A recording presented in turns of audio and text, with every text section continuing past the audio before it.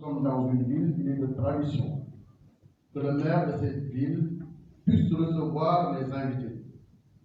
Madame le maire, vous avez des gens qui ont quitté Saint-Louis, qui ont quitté Mboro, Kayar, Anne, Mbao, Yoff, Ouakam, Mbour, Joal, Fimela, Foundiougne, Bitenti dans les îles du Saloum, les îles la réserve Niamey, Kafountine et Lenki.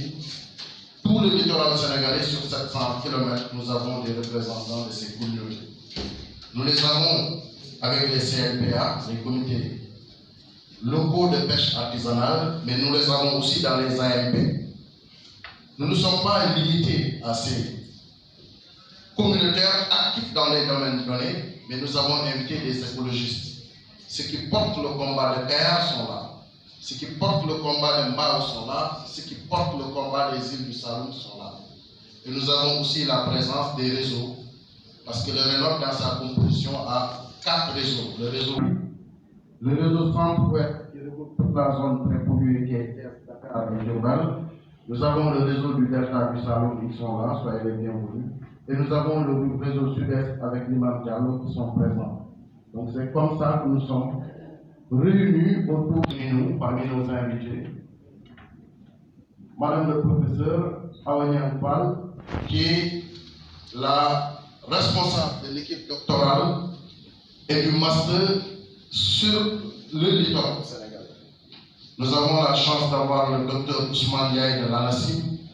Nous avons la chance d'avoir aussi beaucoup d'autres personnalités du monde universitaire. Parce que quand les communautés réfléchissent, c'est important que ceux qui ont la connaissance puissent nous éclairer. Cet éclairage, nous en avons besoin parce que nous participons à un dialogue où nous sommes partie prenante. Mon colonel, dans les remerciements, permettez-moi aussi de remercier nos frères et sœurs qui sont venus de l'étranger. Wakam nous l'avons dalal jamm, sen dëkk ngeen ñëw ñoo bokk Tefes. Nous souhaitons la bienvenue à nos amis de Guinée-Bissau, nous souhaitons la bienvenue à nos amis de la Mauritanie. Pris à grande échelle, le littoral ouest africain est très petit. Ce que nos amis mauritaniens font a une influence sur Saint-Louis. Ce que les Sénégalais font à Saly a une influence sur Bandung. La réflexion est globale, elle est au niveau régional. C'est pourquoi, colonel, nous avons le programme WACA, West African Coast. Si au niveau des États, les gens parlent en termes de communauté ouest africaine, c'est important que nos populations qu'on puisse parler en tant que communauté ouest africaine. Je remercie aussi les amis du RENOC et de l'ANAPA, parce que c'est grâce à eux que nous avons une organisation depuis 5 ans qui essaie de donner sa participation à la préservation et la promotion de l'environnement au Sénégal. Mon colonel, dit à M. le ministre et aux hautes autorités de ce pays qu'il y a beaucoup trop de conflits environnementaux. Il y a beaucoup trop de conflits en matière d'environnement qui opposent les populations entre elles-mêmes, les populations et les autorités, mais les populations et certains promoteurs économiques. Nous avons beaucoup de conflits environnementaux. C'est important que le dialogue soit maintenu pour qu'on trouve des ébauches de solutions.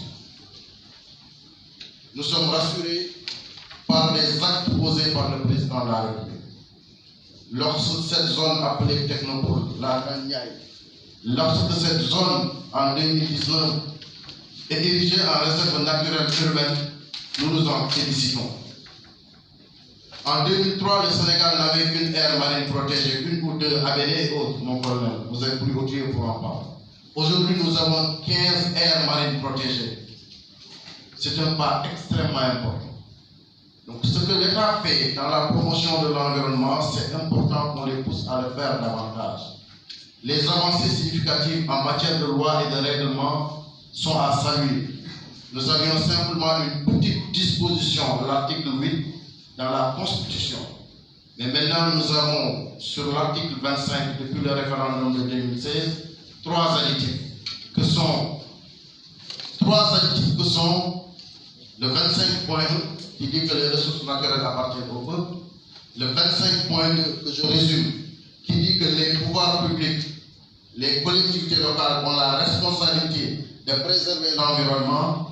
Et le 25.3, où je résume juste une phrase qui consiste à dire que les citoyens doivent participer à la préservation de l'environnement.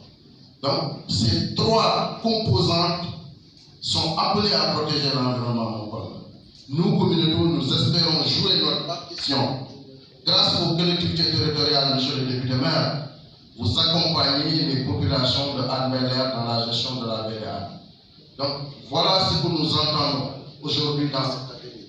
Pour sortir de cet atelier, que les pays voisins, que la communauté universitaire, que les collectivités territoriales et les ministères soient ensemble pour préserver notre environnement.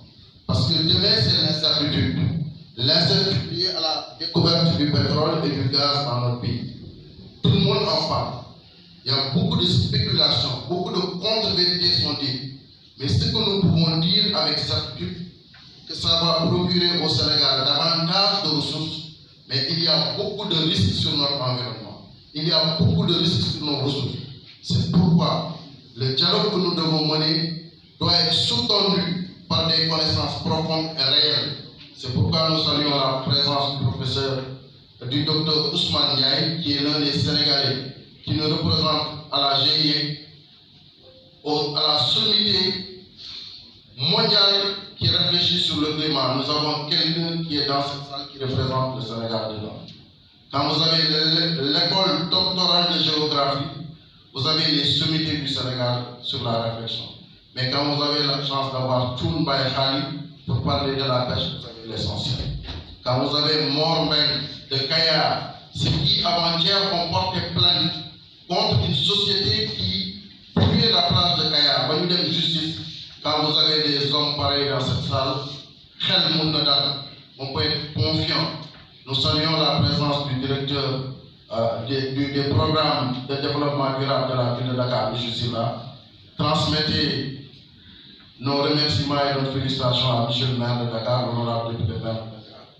Les associations et les communautés ont beaucoup d'attentes sur sa gestion de la ville de Dakar. C'est la capitale du Sénégal, mais le béton domine tout.